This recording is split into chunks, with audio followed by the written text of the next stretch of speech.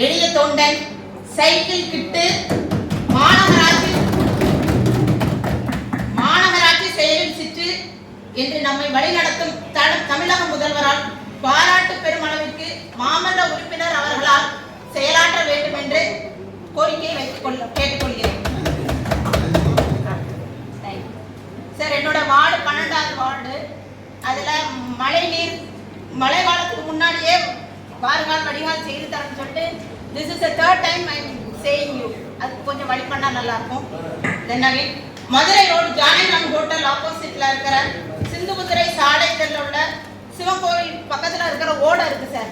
அது ஃபுல்லாக கடைகள் தான் இருக்குது. அங்கே உள்ள மண் குப்பை எல்லாம் போட்டு அது ட்ரைனேஜே ரொம்ப நாஸ்டி பண்ணிடுறாங்க sir.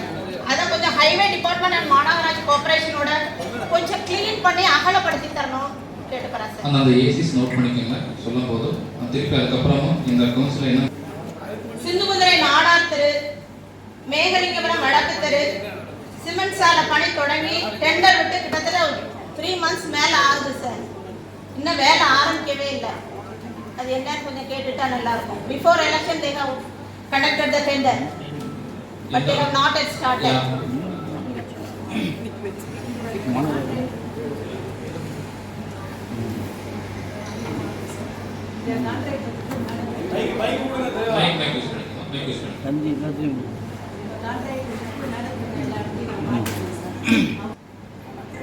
One more subject sir.